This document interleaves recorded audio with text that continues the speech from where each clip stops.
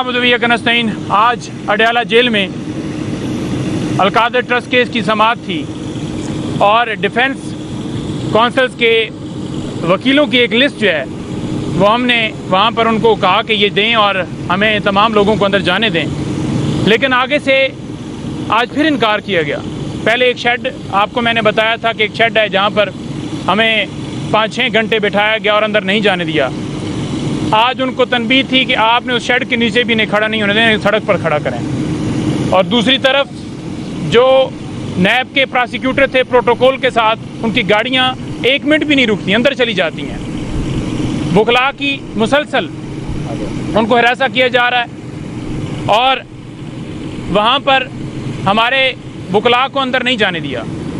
2 लोगों को उन्होंने पहले कहा कि 2 लोग आएँ, फिर इंतज़ार पंजोथा का नाम उन्होंने ऐड किया और मेरे साथ ये शाइस्ता खोसा खड़ी हैं, यहाँ पर सालार वज़ीर खड़े हैं और सरमद भील खड़ा है, अदील भाई खड़े हैं और इसके अलावा और वहाँ पर बुखला मौजूद थे, लेकिन किसी को अंदर नहीं जाने दिया गया।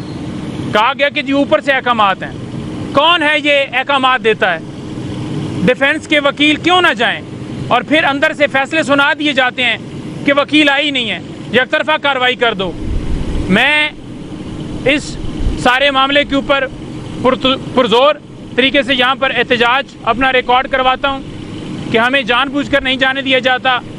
खान साहब ख़ास तौर पर मुझे मीडिया के हवाले से इंस्ट्रक्शंस देते हैं, क्योंकि जब मीडिया से बात कर रहे होते हैं मैं एक चीज़ नोट करता हूँ। तो मेरी परसों वैसे मुलाकात थी, जो बुखला की मुलाकात एक दिन होता है, तो उस दिन मेरा हाथ उन्होंने चेक किया, क्योंकि हम आकर यहाँ पर बात करते हैं ना जी कि देखें खान साहब ने ये बताया ये बताया ये बताया, तो उन्होंने कहा जी हाथ चेक कराएं।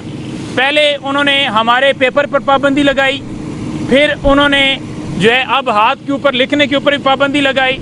हम क्या लिख कर लाते हैं? हम वो जो खान साहब बात करते हैं वो पॉइंट्स लिखते हैं। जो भी मसाइल होते हैं, आवाम का मसला होता है, आवाम पाकिस्तान का मसला है, तो हम तो वो बात करते हैं। तो लिहाजा उन्होंने कहा जी कि अब ये जो सिलसिला है ना, इनके ऊपर मज़ीद सख्ती की जाए। मैं 2-3 पॉइंट्स आपके सामने रखूँगा, फिर शाइस्ता खोसा साहबा और जो है वो ये सलार साहब दीगर दोस्त आपसे बात करेंगे। देखें, आज काजी फैसल साहब ने सुप्रीम कोर्ट में अलकादर ट्रस्ट केस के हवाले से रिमार्क्स दिए हैं। उन्होंने कहा है कि आवाम का पैसा 190 मिलियन पाउंड किसी और को दे दिया गया। ये सीधा सीधा वो असरअंदाज हुए हैं अलकादर ट्रस्ट केस के ऊपर, क्योंकि जब यहाँ पर ट्रायल चल रहा है तो फाइनल मरहल के ऊपर ये ट्रायल पहुँच चुका है। तो ये असरअंदाज होने के लिए इस तरह के रिमार्क्स एक हाई जो है वो प्रोफाइल या एक सुप्रीम कोर्ट के चीफ जस्टिस की तरफ से ये देना, तो एक मैं ये समझता हूँ कि ये असरअंदाज होने की एक कोशिश नहीं की गई, बल्कि असरअंदाज हुए हैं ताकि वो फैसला जो है वो उस, क्योंकि जब हाई जुडिशरी जो है कोई भी जज रिमार्क्स देता है तो फिर डेफिनेटली उसका असर होता है। तो साथ वो ये भी कह रहे थे कि अगर हमारे पास कोई आए हमसे बात करे तो हम सुनने के लिए तैयार हैं। हम तो जाते हैं आपके पास, बात करते हैं, आप सुनते कहाँ हैं? और मैं आपको ये भी खबर दे दूं कि 19 तारीख को इन्होंने एक जो है वो केस लगाया है ट्राइब्यूनल के हवाले से, छुट्टियों के अंदर। वैसे इतनी अर्जेंट नौयत नहीं थी कि आप ये चाहते हैं कि वो ट्राइब्यूनल जो है, रिटायर्ड जजेस जो हैं वो केस सुने, क्या जल्दी थी इतनी? तो वो लगाया गया है। हम 19 तारीख को जो है उन्हें कहेंगे कि आप ये केस ना सुने। हम आप पे अदम एतमाद कर चुके हैं, इससे पहले भी हमने आप पे अदम एतमाद किया, आप फिर भी जो है बेंच में बैठते हैं, फिर भी आप पीटीआई के ख़िलाफ़ फैसले देते हैं, फिर भी आप रिमार्क्स डेली बेसिस के ऊपर दे रहे हैं और टारगेट कर रहे हैं कमिश्नर रावलपिंडी। वो गवाही दे चुका है कि चीफ जस्टिस ऑफ पाकिस्तान और चीफ इलेक्शन कमिश्नर ये दोनों जो हैं ये धांधली के अंदर इन्वॉल्व हैं, और उसने कहा था कि कार्रवाई की जाए, लेकिन उसे उठा लिया गया, अगवा कर लिया गया, आज तक किसी कोर्ट ऑफ लॉ में पेश नहीं किया गया।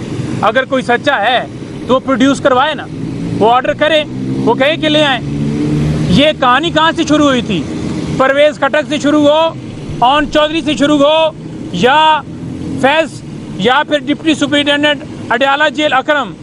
तो ये जहाँ से शुरू करें कहानियाँ, इख्तिताम उसी बात पे होगा कि अल्लाह अल हक है, कोई इमरान खान का कसूर नहीं। आप जिसको उठा लें, जिसकी मर्जी आप एविडेंस लेकर आए, कि फलाने का व्हाट्सएप निकला है, कुछ बाहर के व्हाट्सएप अकाउंट थे वो बनाए गए थे और वो मोबाइल के अंदर जो है वो दर्ज थे, और इमरान खान साहब का कहीं बाहर राब्ता था, कोई पीटीआई के रहनुमा का राब्ता था। तो जितने मर्जी आप प्रोपेगेंडे कर लें, जितनी मर्जी आप हाइप क्रिएट कर लें, मैं आपको वाज़ेह करना चाहता हूँ कि खान साहब की तबीयत के ऊपर पीटीआई के किसी एक वो कारकुन होता है ना, माड़ा सा और गरीब सा, किसी के ऊपर कोई असर नहीं है। आपको शायद लगे कि बड़ी जो है वो उस गिरफ्तारी के बाद जो है ये डर जाएंगे या ये बात करने से हट जाएंगे या अपने मौक़िफ़ से पीछे हट जाएंगे, कोई हटने वाला नहीं है। आखिरी पॉइंट के साथ मैं शाइस्ता को दूंगा कि आज अज़हर मशवानी उनके भाइयों की बाजियाबी के हवाले से और वकास जंजुआ उसको अभी नहीं रिहा किया गया। जो अज़हर मशवानी के भाइयों की बाजियाबी के हवाले से दरख्वास्त थी उसके ऊपर अदालत ने 20 तारीख का आखिरी मौका दिया है। यानी पहले आप लोगों को उठाया क्यों जा रहा है कि उनका तल्लुक पीटीआई से, इमरान खान का साथ दे रहे हैं, वो कानून और आइन की बालादस्ती की बात करते हैं, वो मुल्क में रूल ऑफ लॉ की बात करते हैं, इसलिए उठाया जा रहा है ना। उठाया जाता है, अगवा किया जाता है, उसे गायब किया जाता है, फिर किसी अदालत में पेश नहीं किया जाता। फिर जब बाजियाबी की दरख्वास्त जो है लगी होती है, वहाँ पर अटारनी जनरल हो, IG इस्लामाबाद की तरफ से कोई जो है वो उनका प्रोसिक्यूटर हो या कोई वकील हो, वो जाकर कहते हैं जी हमें पता ही नहीं है, इदारे कहते हैं हमें पता ही नहीं है। तो किसको पता है, किसने अगवा किया? ये वीको डाले की जो वीडियो CCTV फुटेजेस रिकॉर्ड करता है, ये क्या गायब से आ गई हैं? क्या ये जो वीडियोस जो है ऑन रिकॉर्ड हैं वो झूठी हैं? तो अगवा किया जाता है, अगवा करने के बाद आज़म नज़ीर तारड़ साहब आकर प्रेस कॉन्फ्रेंस करते हैं और कहते हैं कि 50 लाख रुपया इमदाद के तौर पर उनको दे दिया जाएगा जिनका बंदा अगवा होगा। यानी कितनी मज़ाक़खेज़ बात है। और हम पुरज़ोर मुतालबा करते हैं कि अज़हर मशवानी के भाइयों को बाजियाब किया जाए।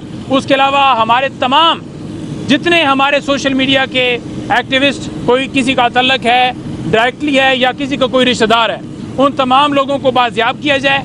और अहमद वकास जंजुआ जो इंटरनेशनल मीडिया के कोऑर्डिनेटर थे, झूठे मुकदमे में उठाया था, उनके जो है वो रिहाई के अहकाम तो हो गए, लेकिन उस ऑर्डर के ऊपर दस्तखत बाकी है। तो लिहाजा हम उम्मीद रखते हैं कि आज उन्हें रिहा कर दिया जाएगा, किसी और मुकदमे में इम्प्लिकेट ना किया जाए, लोगों के हकूक़ की हिफाजत की जाए। ये पाकिस्तान के शहरी हैं, इन्हें आप दहशतगर्द ना समझें, ये दहशतगर्द नहीं है, ये मुहिब वतन पाकिस्तानी है। आपकी सबसे बड़ी जो आपने चोरी डाका किया है उसकी सबसे बड़ी गवाही है कि आपने आज पाबंदी लगाई है। किस पे पाबंदी लगाई है? आज आप फायरवॉल लेके आए, आज आप इंटरनेट पर पाबंदी लगा रहे हैं, आज ट्विटर के ऊपर पाबंदी है, आज सोशल मीडिया के ऊपर ट्वीट करने के ऊपर पाबंदी लोगों को उठाया जा रहा है। ये आपके इस गुनाह की सबसे बड़ी गवाही है। जी।